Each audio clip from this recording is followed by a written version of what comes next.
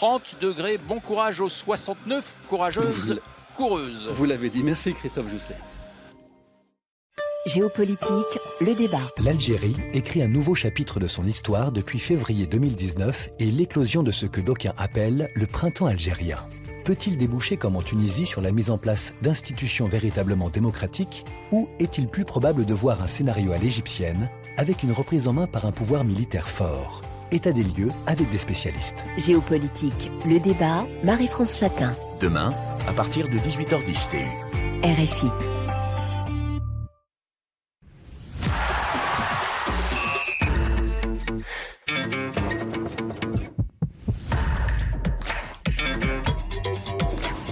Radio Foot International, Annie Gasnier.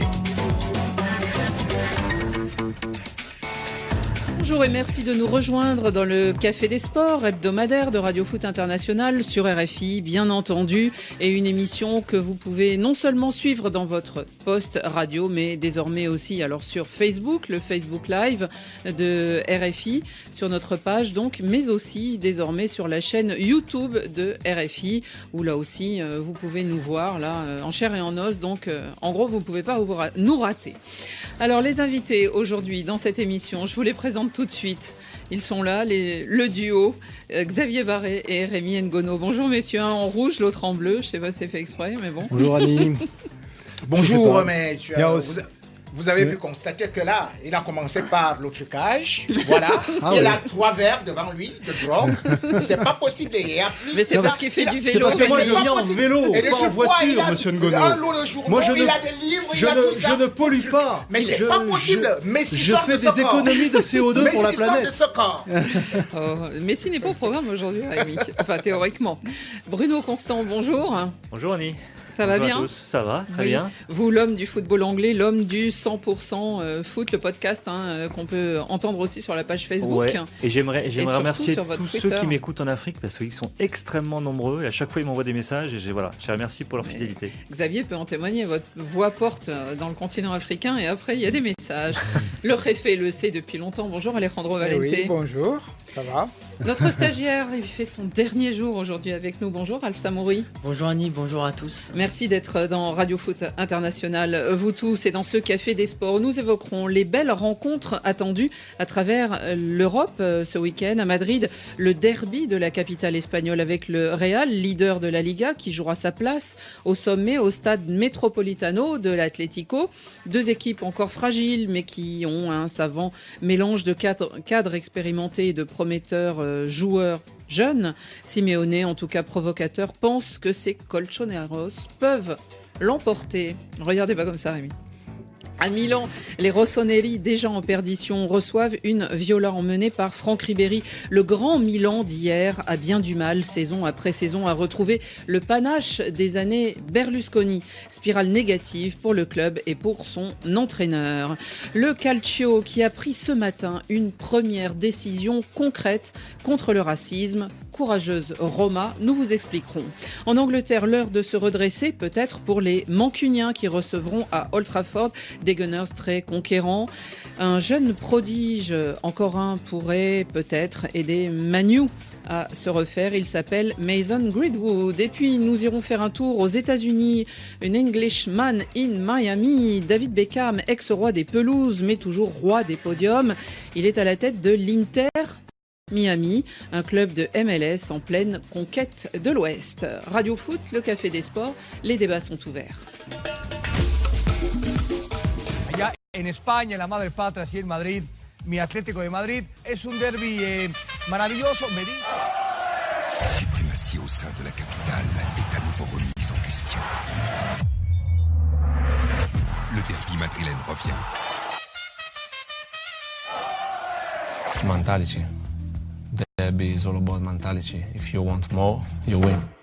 Au mental. Un mois avant le Classico programmé au Camp Nou le 26 octobre prochain, un derby madrilène. L'Atlético reçoit le Real, 2 équipes en tête de la Liga, mais aussi 2 équipes qui tentent de se reconstruire, de changer d'époque, on va dire. Les Colchoneros de Simeone ont dû apprendre à jouer sans Antoine Griezmann. Les merengues de Zidane n'arrivent toujours pas à combler le vide laissé par Cristiano Ronaldo dans un championnat où le titre de C se dispute au moins aujourd'hui à 3 équipes.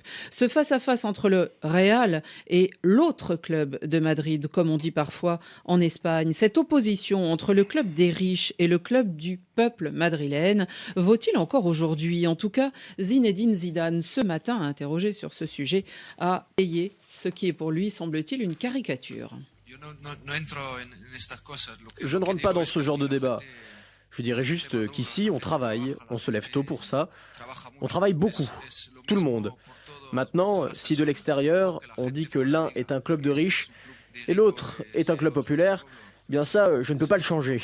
Mais ce que je peux dire, c'est que les madridistas veulent simplement être fiers de leurs joueurs et on y travaille. Alejandro Valente, est-ce que ça vaut toujours ce genre de parallèle, alors que, par exemple, cette saison, João Félix a été recruté pour 126 millions d'euros du côté de l'Atlético, plus cher qu'Eden Hazard? Oui, disons qu'il y a toujours quand même un écart assez important en termes des moyens en faveur du Real Madrid. Cela dit, tout ça a tendance à s'estomper. Aussi, les côtés populaires de l'Atlético, il est réel. Du supporter. Et quand on va à Madrid, on est frappé par la grande quantité de supporters de l'Atlético qu'on croise. Dans la ville. Alors qu'on imagine que tout le monde est supporter du Real, on est très loin de ça. Mais le Real, avec ses récentes conquêtes, etc., a gagné quand même beaucoup de supporters, surtout dans le public plus jeune. Donc tout ça a tendance à s'équilibrer. Madrid a la chance d'avoir 2 grandes équipes et aujourd'hui, les 2 sont quasiment en tête de la Liga. Donc c'est un derby qui tombe vraiment très bien. Rémi, vous supportez le club des riches ? Quand on dit club des riches, c'est comme si les autres étaient très pauvres. Comme ils viennent de le souligner, il faut quand même se dire que le Real, bien qu'ayant eu à remporter 3 Ligues des Champions, ne recrutait pas comme Atlético. C'est la couronne qui fait ne recrutait pas comme côté Atlético. riche. Atlético, c'est 243 millions cet été. Ne l'oubliez pas. Et n'oubliez pas que... Il y a des ventes aussi. Oui, mais n'oubliez mais n'oubliez surtout pas aussi que le Real, entre-temps, n'achetait pas. Donc, il faut se le dire. Et quand on regarde les 4 dernières années, c'est Atlético qui a recruté plus que le Real. Ils ont recruté pour combien cet été, le Real Madrid 307 millions. Et ça, ils n'ont pas recruté depuis. Il faut le savoir. Ils n'ont pas recruté depuis pendant que... Le marché est fermé. Voilà, donc les années antérieures, ils ne recrutaient pas. Ils n'ont pris que Eden Hazard. Et puis, certes, vous allez voir aujourd'hui les Rodrigo, Militao ou encore les Kobe qui sont d'ailleurs prêtés ailleurs. Donc, quand on essaie de voir, c'est un club. C'est un club qui n'a pas beaucoup recruté pour dire que... Alors, vous êtes chez les riches ou chez les pauvres? Non, vous êtes... Moi, pour l'instant, je suis... Vous avez une couronne. Je suis chez... le riche Palmarin. Et le riche Palmarin, c'est celui qui remporte les Ligas, qui remporte les Ligues des Champions, les championnats du monde. Et je me rends compte qu'aucun autre club au monde ne peut parler à côté du Real, même pas celui qui prétend être mon RF uniquement au micro. Mais pour les moyens, il est derrière nous. Et pour les trophées, il est derrière nous. Barça, c'est combien de Ligues des Champions? C'est 5, hein? Okay, d'accord. Même pas la moitié. Vous savez qu'il y a eu une longue période où l'Espagne n'était pas un pays démocratique et où certains clubs étaient plus poussés que d'autres. Il ne faut pas dire ça. Xavier Barret, est-ce que ça vaut encore dans l'esprit des gens, cette division? Est-ce que c'est très espagnol par rapport surtout à l'internationalisation des supporters du Real? Mais quand vous allez à Madrid ou quand vous vous adressez à des gens de Madrid, vous leur dites Real ou Atlético. Et ils sont forcément pour le Real ou pour l'Atlético. Donc c'est une vraie oui, mais est-ce que ça correspond à des classes familiales? Historiquement, oui. Maintenant, c'est vrai que, comme l'expliquait très bien El Jefe, ça s'estompe. Parce qu'effectivement, il y a des gens des classes populaires qui soutiennent le Real et il y a des gens riches aussi qui soutiennent l'Atlético. Parce qu'il y a besoin d'argent aujourd'hui et historiquement, des gens qui sont issus de familles populaires ont pu réussir dans la vie et sont restés fidèles à leur tradition familiale de soutien à l'Atlético, même s'ils ont réussi dans la vie. Donc, c'est vrai que ça s'estompe avec le temps. Et puis après, il y a quand même une vraie différence dont on n'a pas encore parlé. C'est que le Real reste un club de sociaux Palacios, donc qui est propriété de ses supporters, alors que l'Atlético est un club entre guillemets capitalistique, puisqu'il y a une partie du capital qui est détenue par le groupe chinois Wanda, qui a donné son nom au stade, même s'ils ont réduit leur participation récemment. Oui, l'actionnaire majoritaire, je crois, c'est un Israélien. Voilà, donc il y a là-bas, c'est les riches alors. Et le président, le président Enrique Salazar. Donc c'est exactement ce qu'on disait, Rémi, ça s'estompe. Bruno. Ouais, pour rebondir sur ce que disait Rémi, je suis d'accord, l'Atlético Madrid n'est pas un club de pauvres. Enfin, en tout cas, il ne l'est plus, parce qu'aujourd'hui, c'est un club très riche. Mais le Real Madrid, c'est quand même le club le plus riche du monde. C'est quand même le club des Galactiques. C'est le club qui a battu 2 fois ou 3 fois le record de transfert avec Cristiano Ronaldo. Après Gareth Bale, plus de 100 millions à chaque fois. C'est quand même le club des stars. Et c'est le club qui fait rêver dans le monde entier parce que les stars vont jouer, vont porter ce maillot blanc. Alors, ça reste un club au-dessus. Qui va gagner ce match, évidemment, ce derby madrilène? Tout le monde se pose la question. D'un côté, on a Diego Simeone. Alors, il a, lui, dans son effectif, parce qu'on parle beaucoup des jeunes, et on va en parler tout au long de cette émission. Alors, ils ont acheté donc chèrement João Félix, le Portugais, alors que Zinedine Zidane, lui, on a eu la sensation, même s'il fait rentrer des jeunes, qu'il allait plutôt miser sur ses cadres qui ont pris du repos ces derniers jours. Sa BBH, il faut l'appeler comme ça désormais, Alejandro, Benzema, Bale, Hazard dont on attend encore beaucoup. Diego Simeone, en tout cas, lui, il compte aussi sur ses cadres expérimentés. Et évidemment, en tête de pont, on le sait, Diego Costa. Je suis vraiment content parce que Diego Costa a retrouvé le chemin des filets. Il avait besoin de marquer. C'est l'un des joueurs clés de notre attaque. Je dis toujours que lorsque des joueurs comme Morata, Correa et Diego Costa sont bons, l'équipe a de grandes chances de gagner. Et bien sûr, sans oublier le talent de João Félix. Alors, il pense qu'il peut gagner ce derby, Rémi. Je pense qu'il a dit ça exactement pour vous aujourd'hui dans le Café des Sports. Est-ce que pour vous, il y a un avantage à cette équipe qui évidemment joue dans son beau stade tout neuf du Metropolitano, ou est-ce que ça va être une rencontre équilibrée? Le Real est premier, mais on sait que c'est encore un peu en dents de scie tous ces résultats de ces deux équipes. N'oubliez pas que le Real sort d'une grande maladie et que d'ailleurs pendant l'été, Atlético a battu le Real par un score fleuve de 7-3. Donc, qui a laissé beaucoup de marques dans les têtes. Qui a laissé beaucoup de marques, mais ce Real-là, comme je le dis, même quand il gagnait des Ligues des Champions, c'est pas un Real qui était rayonnant pendant les matchs amicaux, les matchs de préparation. Et aujourd'hui, quand on essaie de regarder, vous dites que c'est un bon... Mais un champion, c'est un champion. Pour l'instant, ils sont leaders. Le Real est devant Atlético dans tous les domaines. Peut-être seulement un peu sur le plan défensif, parce que si on regarde le nombre de buts, le Real aujourd'hui, c'est le double du nombre de buts d'Atlético qui n'a marqué que 7.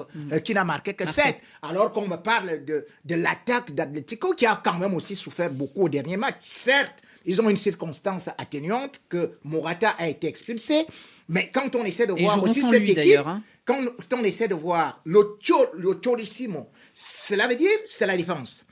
Cholismo. Aujourd'hui, on voit que cette défense n'est plus rayonnante comme celle de 2016 où vous aviez peut-être 24 clean sheets réalisés par Oblak. Mais aujourd'hui, ils encaissent beaucoup de buts parce que vous n'avez plus les Yao Miranda qui étaient là, même Jiménez actuellement, il n'est même pas là actuellement. Et puis, ils ont fait d'autres petites recrues qui ne parviennent pas encore à s'imposer. Et du coup, ils ont perdu des vrais cadres. Voilà, et du coup, on se dit que ce mur en béton armé n'est plus aussi blindé que ça. Il y a quelques petites fissures. Il y a quand même eu 10 départs à l'Atlético cet été, ce qui est colossal. Moi, j'ai eu l'occasion de les commenter sur Canal. Et surtout des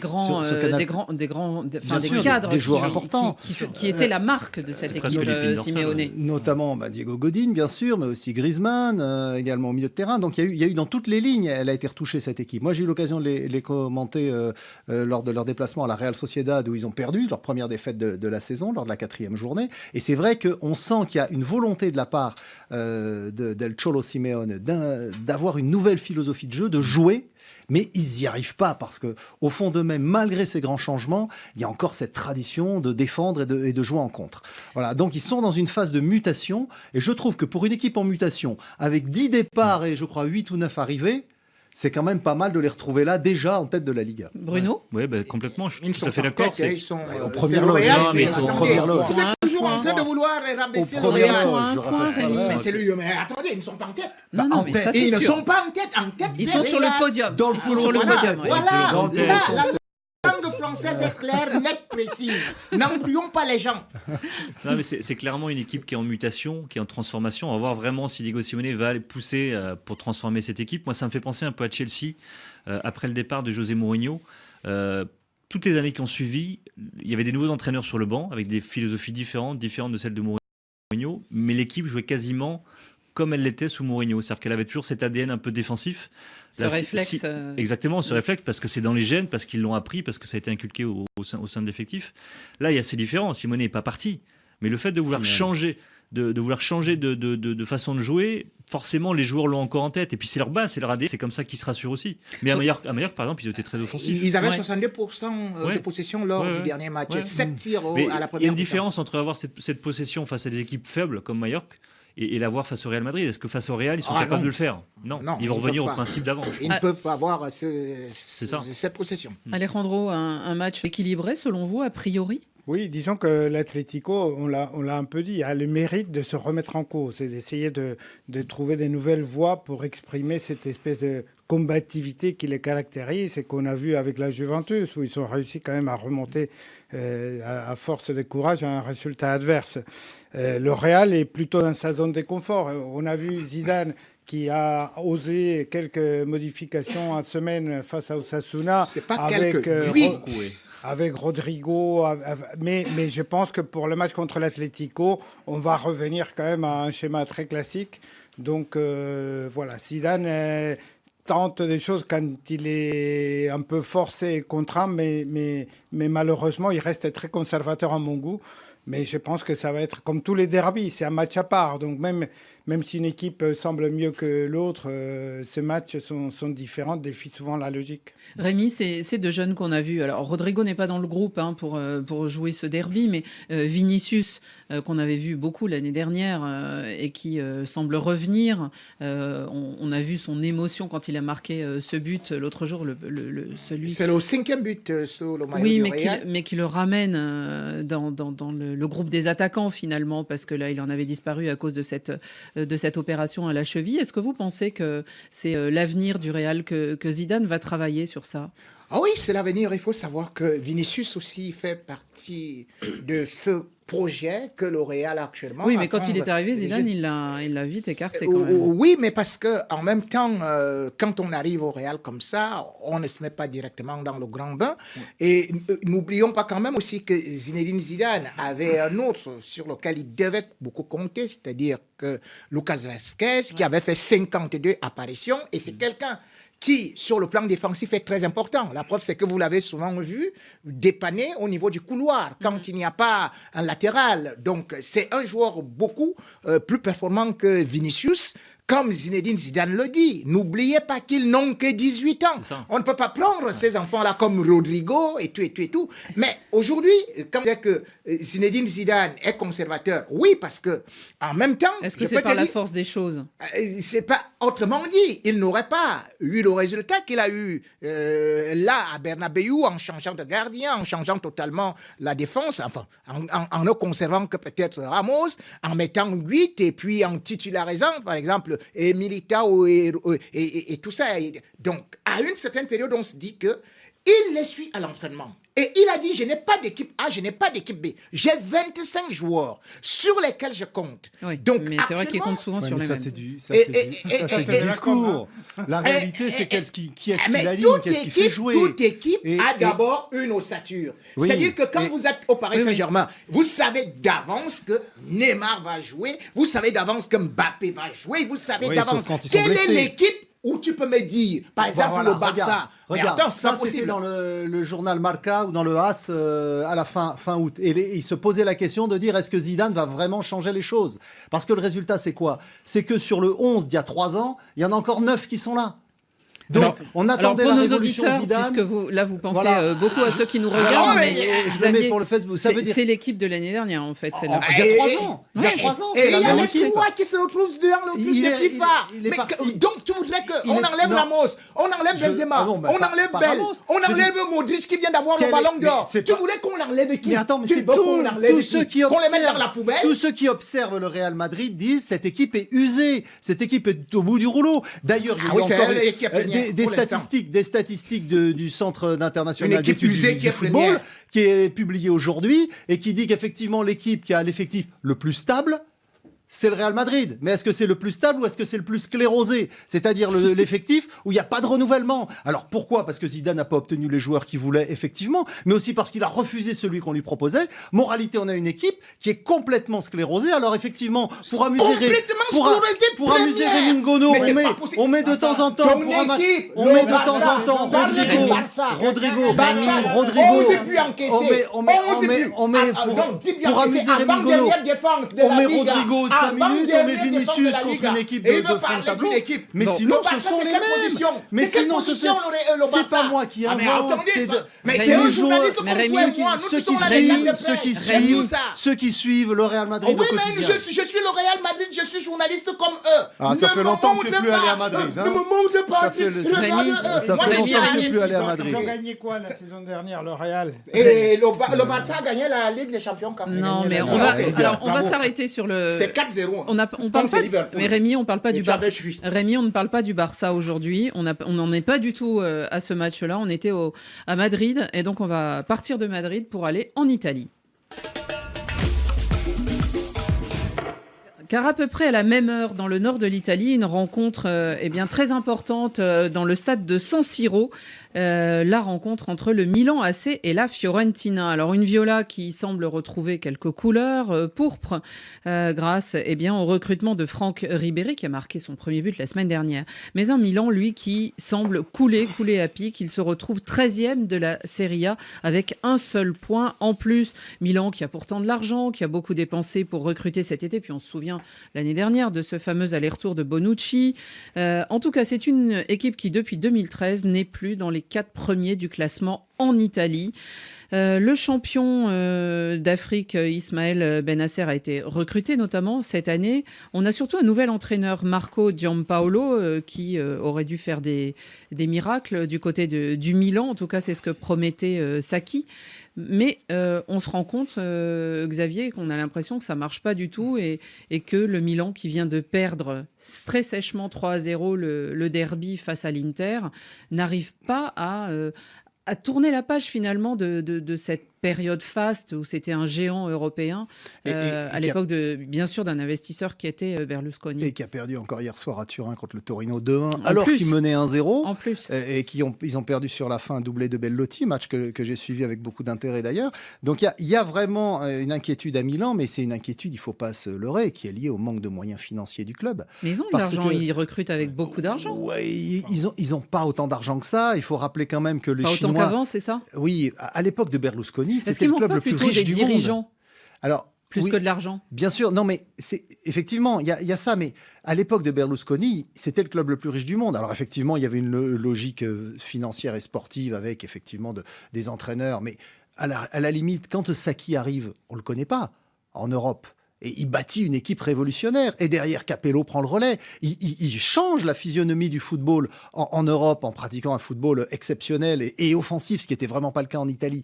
Or, aujourd'hui, le Milan a perdu cette capacité à créer, à recréer et à se recréer lui-même. Moi, j'ai ce souvenir quand je suis allé à Milanello il y a quelques années, j'étais encore à l'équipe MAG, visiter le centre d'entraînement.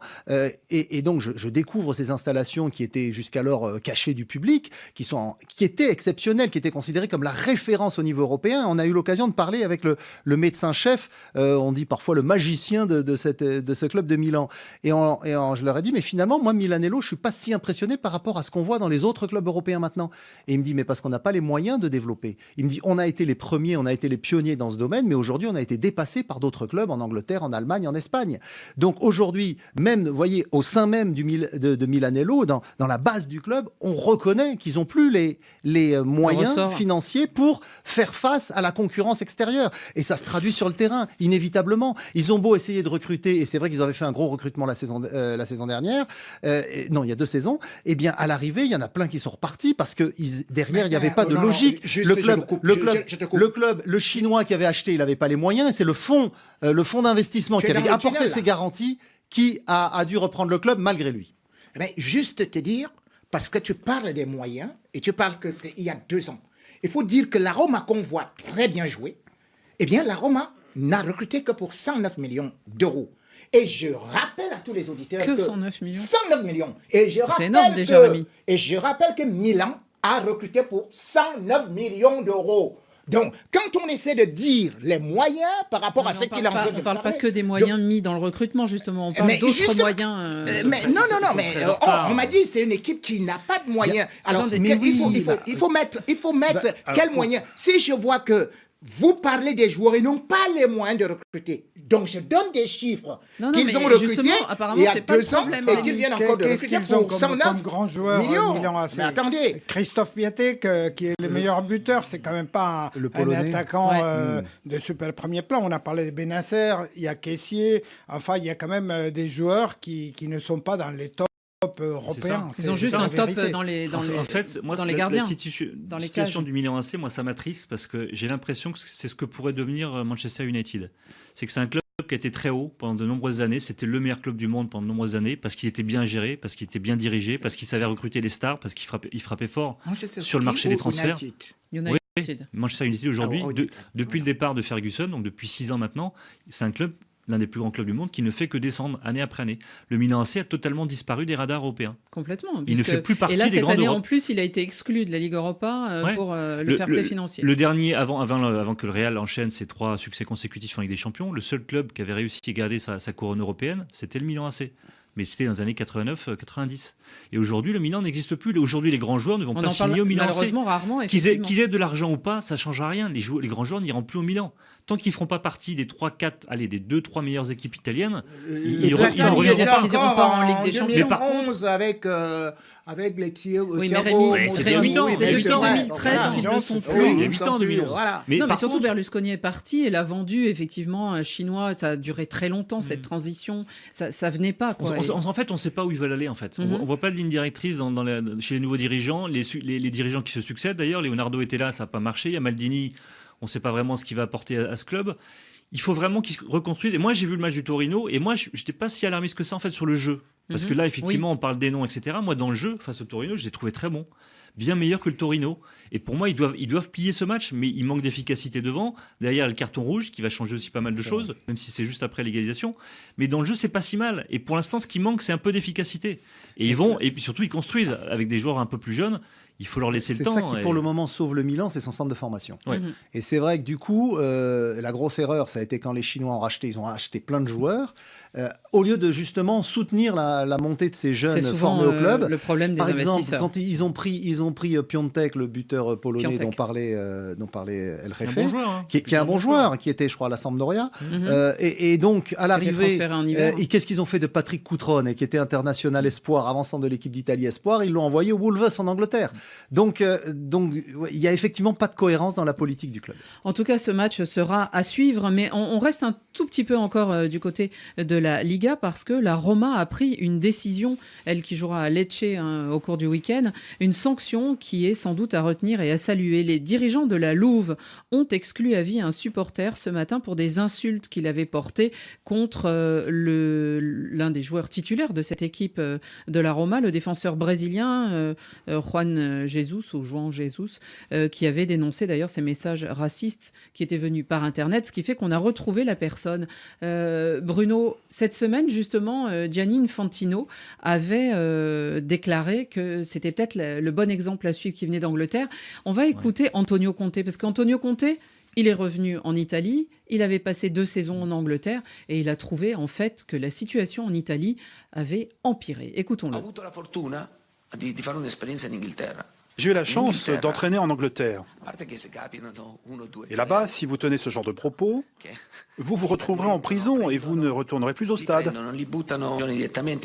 Et ici, en Italie, on va au stade en pensant s'en prendre aux footballeurs, à l'adversaire, aux équipes ou à la couleur.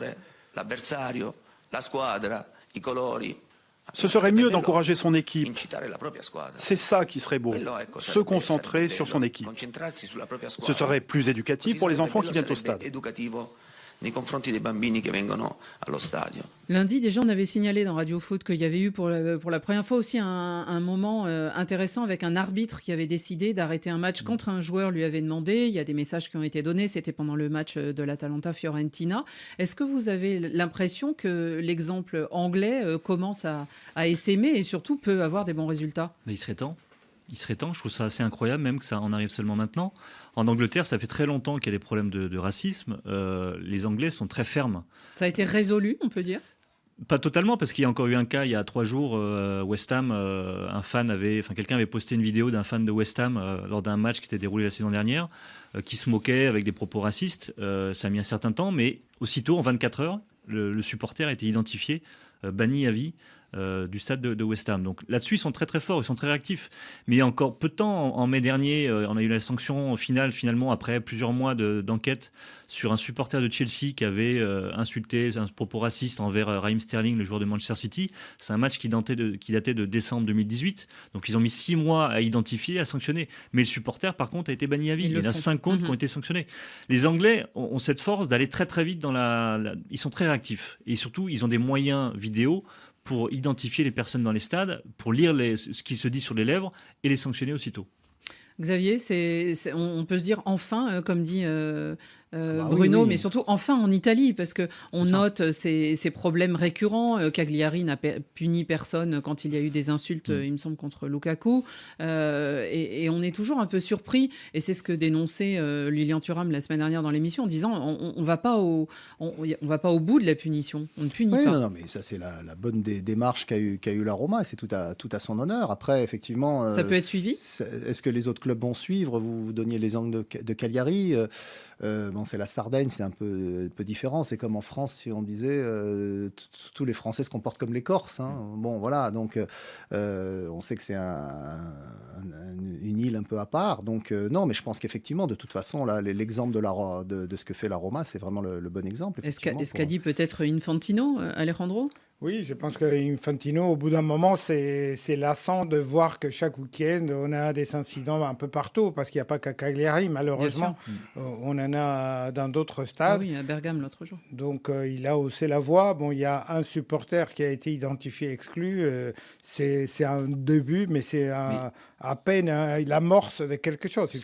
Il faudra confirmer. Les sanctions contre les supporters pour propos racistes, finalement, c'est très récent. Le premier club qui a été sanctionné, ça date de 2004. C'était le club anglais de Millwall.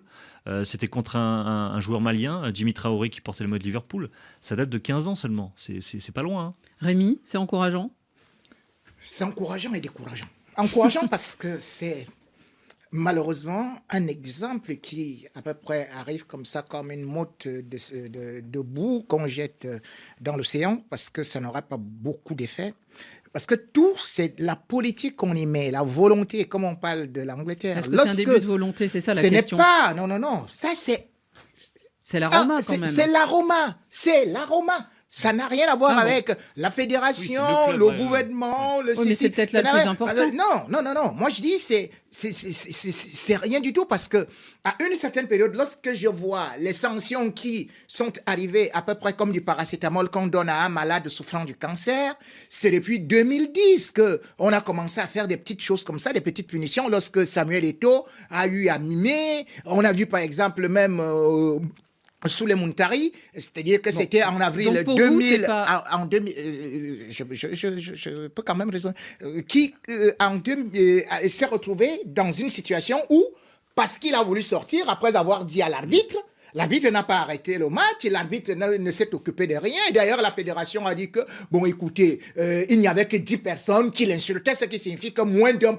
Donc, subitement, on dit, c'est pas grave, et on suspend le gars qui, non seulement a eu le carton rouge expulsé par l'arbitre, mais de surcroît, on lui inflige une sanction. Première des choses. Non, mais Rémi, juste là, savoir si vous trouvez que c'est encourageant, ce premier geste. Vous dites oui et non. C'est juste ça, on ne va pas tout refaire l'histoire. C'est encourageant, Annie. Je le dis depuis que chaque fois, il y a toujours des mesurettes qui arrivent comme ça. Et c'est pour ça que je dis que ce n'est pas encourageant dans la mesure où vous voyez le président de la fédération qu'on appelle Carlo Copecilla, Chiola, machin comme ça, très compliqué à prononcer, un nom comme ça, qui, lorsqu'il est élu, par exemple, le 11 août 2014, mais qu'est-ce qu'il dit? C'est-à-dire qu'il est celui-là. 2014, donc il avait dit quoi? Et d'ailleurs, il avait été élu à 63,6% après avoir dit que nous, en Italie, on prend un Pogba, un petit Pogba qui se transforme en ceci et tout. Mais il avait parlé de toutes ces choses, des gens qui viennent d'Afrique, des gens qui viennent de couleur, des gens de couleur et tout. On n'a rien fait. Donc, tant que le gouvernement, la fédération italienne... Et le gouvernement prend des... Il y a des lois, Rémi. Le problème, c'est qu'elles ne sont pas toujours respectées dans les stades. Elles n'ont jamais été respectées. Voilà, ok. Rémi, on passe ça fait plus d'une demi-heure que vous parlez. Les gens se plaignent parce qu'il n'y a pas eu de proverbe africain. Oui, donc le proverbe africain, comme pour dire, donc s'ils ne veulent pas de ces gens-là qui... pourtant, font des rentrées et tout, font la beauté du football. Eh bien, il y a un proverbe africain qui dit que tu détestes, tu insultes la vache et pourtant, tu bois son lait. En Angleterre, le match au sommet, alors il se disputera lundi, Bruno. Manchester United reçoit Arsenal à Old Trafford, des Gunners sur une lancée victorieuse ces derniers matchs, alors que, alors on a un trio offensif, on y distingue, n'est-ce pas, l'Africain Pierre-Emerick Aubameyang. Manchester United nous semble plutôt sur une pente dangereuse, en tout cas dans le championnat. Ils perdent, ils reculent. Alors, est-ce que Ole Gunnar Solskjaer a une carte dans sa manche, on va dire? Est-ce qu'ils ont quelqu'un, puisque en plus il risque de se passer de Pogba qui a encore mal à sa cheville? Eh bien, écoutons cette arme dans la manche peut-être, ou cet atout dans la manche de Solskjaer, qui s'appelle Mason Greenwood, un jeune de 17 ans à peine. Il s'est mis en évidence à chaque fois qu'il a été sur le terrain lors de ces deux rencontres, contre Astana et face à Rochdale. Lorsqu'il est dans la surface, il est dangereux. Ce qui me satisfait le concernant, et notamment dans les temps forts, c'est qu'il ne se décourage pas et qu'il cherche toujours à marquer. Lorsque vous n'avez même pas 18 ans et que vous avez déjà une telle confiance en vous et des occasions, franchement, je ne m'inquiète pas du tout pour lui. On peut le faire rentrer à n'importe quel moment du match. On peut le lancer dans le grand bain de la Première Ligue, peu importe la rencontre. Donc il a montré lors de ces deux rencontres qu'il était prêt. Greenwood onto his left, twisting, turning back onto his right. Oh, brilliant. Mason Greenwood, his first goal for Manchester United and hopefully the first of many. 17, Wood Greenwood makes it 1-0. Bruno, ce jeune devenu à 17 ans et 353 jours précisément, le plus jeune buteur des Mancuniens sur la scène européenne. Est-ce que c'est un atout? On a l'impression que tous les grands clubs européens maintenant nous sortent un jeune de la Manche. Oui, j'ai l'impression qu'ils rajeunissent en plus d'année en année, parce qu'il n'y a pas si longtemps, c'était un certain Rashford, qui à 18 ans avait marqué sous le maillot de Manchester United. Et Rashford est encore là. On a l'impression qu'on va déjà pousser Rashford sur il est dehors. encore là, mais il ne sera pas là. Non, il est blessé. Mais je veux dire, il est dans le groupe et voilà. C'est un joueur très talentueux. C'est vraiment un des prodiges de la formation de Manchester United, en tout cas des jeunes et des jeunes Anglais qui poussent en Angleterre, que ce soit bien avec les sélections de jeunes, mais aussi dans les clubs comme Chelsea, Manchester City, Liverpool ou maintenant Manchester United. Voilà, il faut lui laisser le temps de grandir. Là, il vient de marquer 2 fois en l'espace d'une semaine en Europa League et en Coupe de la Ligue cette semaine contre Rochdale. Il profite des pépins physiques de Martial, de Rashford pour jouer davantage, pour avoir davantage de temps de jeu. Mais il va falloir le laisser grandir parce que United, c'est quand même déjà un effectif qui est extrêmement jeune. C'est la volonté de Solskjaer. Il veut rebâtir. Il a fait un peu le ménage cet été. Il veut s'appuyer sur beaucoup d'Anglais, beaucoup de joueurs britanniques. On a vu les arrivées de Maguire, de Wan-Bissaka, le petit Daniel James qui est gallois mais avec un corps britannique. Et voilà, ça fait partie de la petite ossature qu'est en train de monter Solskjaer pour essayer de reconstruire, de rebâtir ce club de United. Mais c'est un club qui part de très loin. Et aujourd'hui, Solskjaer est un petit peu sur la sellette. Il a été prolongé donc il n'y a pas si longtemps, après l'exploit au Parc des Princes. pour beaucoup un peu trop rapidement, un peu trop facilement.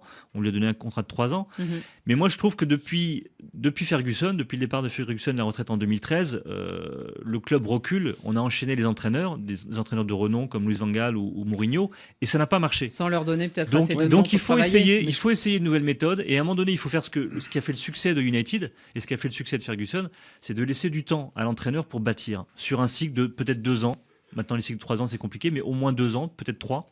Et essayer de remettre United sur le sommet, au moins anglais déjà. Mais bien sûr, mais là, c'est la bonne politique. Et cette politique, elle aurait dû être initiée et poursuivie sous Louis van Gaal si les dirigeants de Manchester United n'avaient pas eu la très mauvaise idée d'appeler l'ami de Raymond Ngono, José Mourinho, qui a tout cassé. Non, ne commencez pas à provoquer Rémi. Non, mais il faut dire les choses telles qu'elles sont. Il nous reste peu de temps, là. Telles qu'elles sont. Louis van Gaal avait lancé 14 jeunes. Il aura un proverbe. Il avait lancé 14 jeunes de Manchester à Manchester United. Dont Rashford. Donc, il avait lancé 14 jeunes. Alors, bien sûr, tous n'avaient pas le niveau pour rester, mais dans ce lot-là, il y avait des très bons. Et puis, tout d'un coup, Mourinho est arrivé. Et qu'est-ce qu'il a fait? Il a fait venir des gars, lui. Il a fait venir Zlatan, un jeune. Bon, Pogba, effectivement, avait été formé à Manchester United. C'est pas forcément un mauvais choix. Mais donc, Zlatan, Alexis Sanchez, qui est reparti depuis. Bref, il a tout cassé. Et à l'arrivée, on retrouve maintenant que il faut, finalement, pour installer Manchester United, il faut refaire confiance aux jeunes, comme l'avait fait Ferguson dans les années 90. Moi, j'avais été un des premiers dans France Football à faire un papier sur les bons petits diables de Ferguson, qui avait lancé Beckham, Scholes, Giggs, etc. C'est comme ça que Manchester United a grandi, c'est dans l'ADN du club. Eh bien non, on a tout foutu en l'air à cause de Mourinho, et maintenant on se rend compte qu'il faut repartir. Bon. L'avocat, parole à l'avocat Mourinho. Je voulais rappeler à tous nos téléspectateurs Rémi, vous avez une minute. Que José Mourinho n'a pas succédé à Ferguson. Je voulais vous rappeler, attendez que je finisse. Je voulais rappeler aux auditeurs, quand tu parles pas. Je voulais rappeler à tout le monde que lorsque Ferguson s'en va, il choisit David Moyes, à qui on donne un contrat de 6 ans pour bâtir une équipe. J'ai dit 6 ans.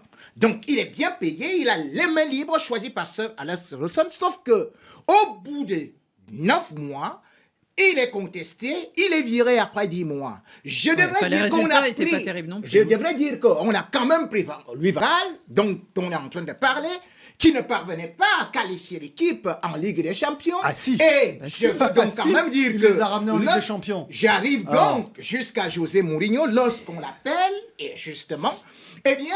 Manchester United finit quand même à aller en Ligue des Champions et remporte ce que le club n'avait jamais remporté, c'est-à-dire que la Ligue Europa, le club ne l'avait jamais remporté. Deuxième des choses. Attendez,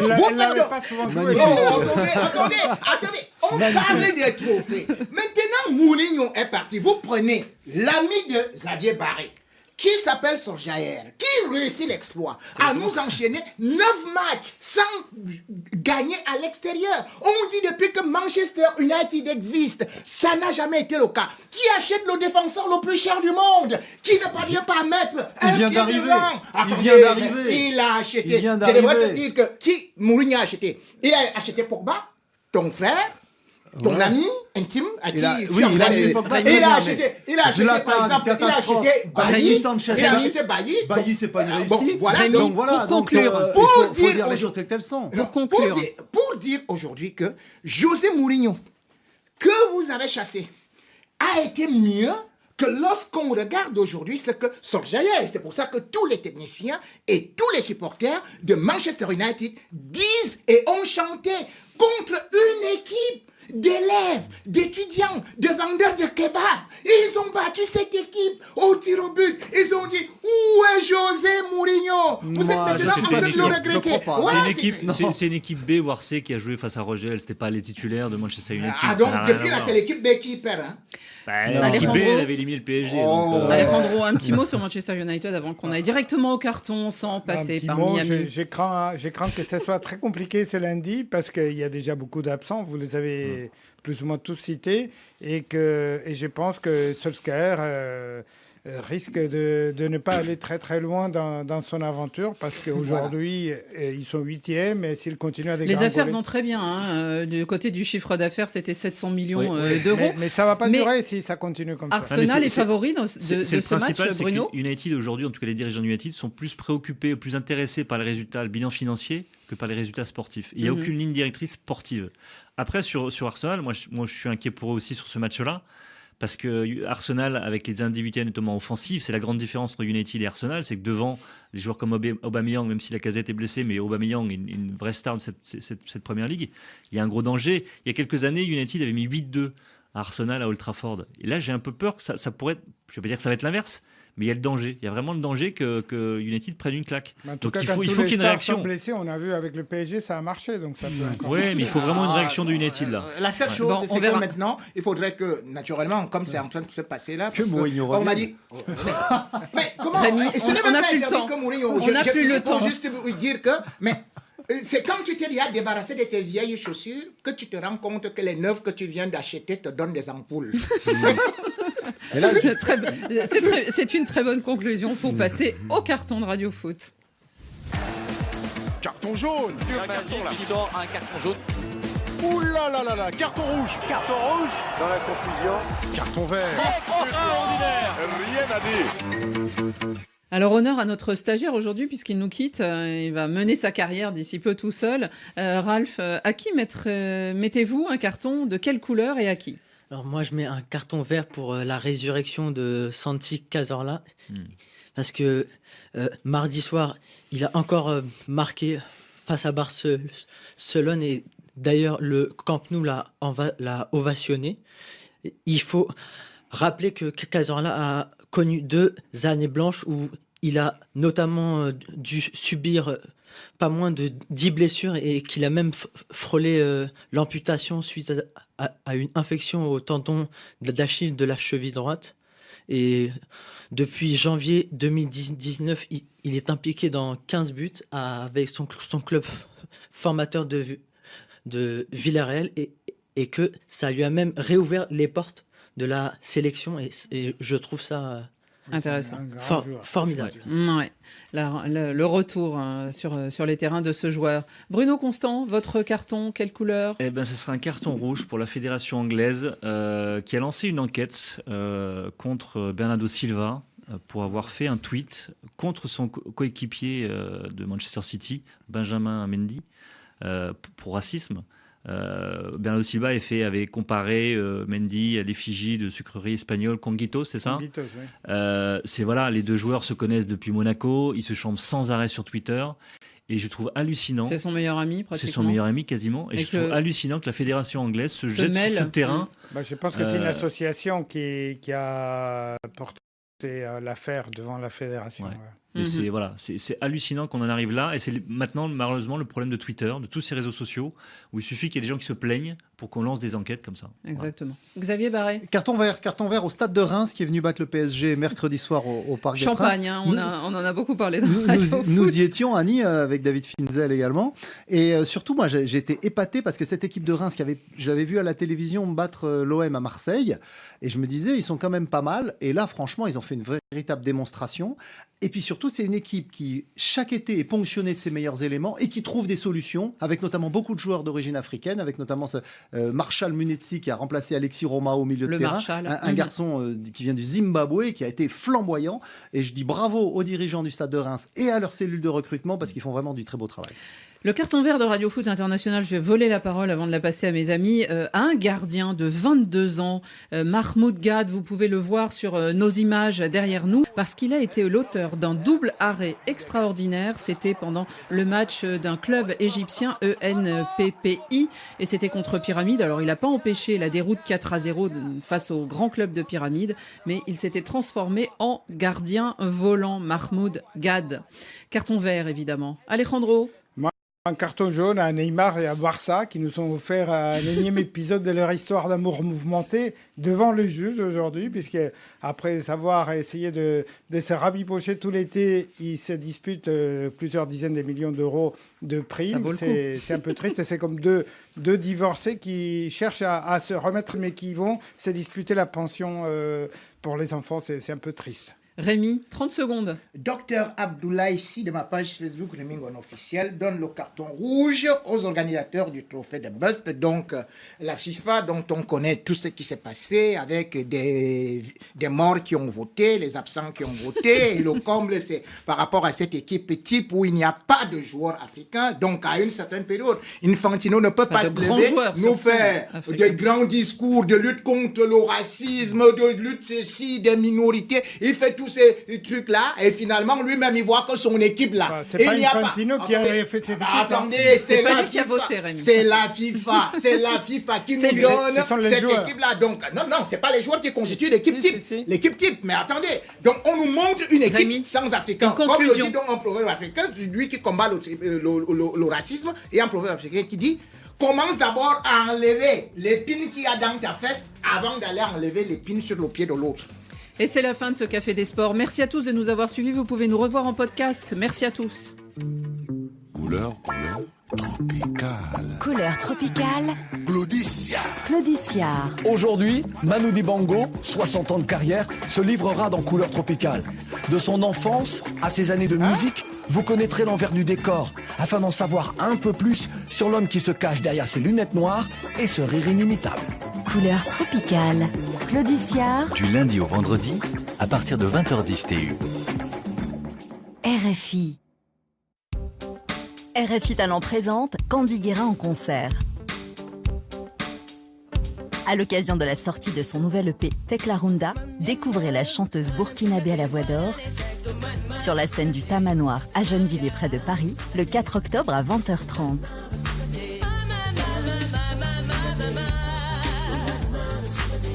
Plus d'infos sur www.letamanoir.com.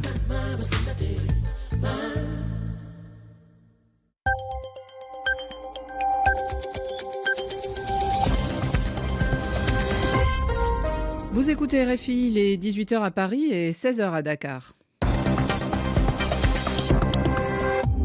Tout de suite, le journal vous est présenté par Florent Guignard. Bonsoir Florent. Bonsoir Annie, bonsoir à tous. À la une, l'échec de la mobilisation contre le président en Égypte en raison d'un déploiement majeur des forces de l'ordre. Veille d'élection en Afghanistan et reportage dans ce journal au QG de campagne du président sortant. En France, la suite des hommages à Jacques Chirac au lendemain de la mort de l'ancien président. Et puis les mondiaux d'athlétisme qui viennent de commencer au Qatar. Abdel Fattah al-Sisi affichait ce matin sa sérénité. Aucune raison de s'inquiéter, disait le président égyptien avant une journée de manifestation pour réclamer son départ. Et ils ont en effet été peu nombreux à descendre dans les rues, occupées, quadrillées par les forces de sécurité. 3000 personnes, 3000 manifestants au Caire, vite dispersés par la police. Mais qui sont donc ces manifestants qui tentent de braver les interdictions? Réponse de la chercheuse Claire Talon. A priori, ça serait des gens relativement jeunes, c'est-à-dire un certain nombre d'entre eux n'auraient pas vécu, en tout cas n'auraient pas été à l'origine, n'auraient pas pleinement vécu le soulèvement de 2011 dans la mesure où ils auraient eu 15 ans ou voire moins à l'époque.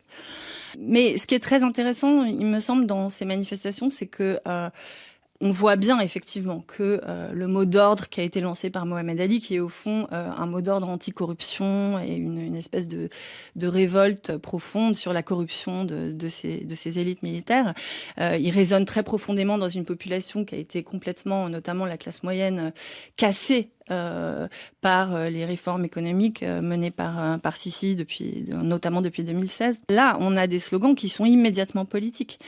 C'est Sisi dégage, et c'est des gens qui demandent la chute du régime. Donc on a quand même l'impression, d'une part, que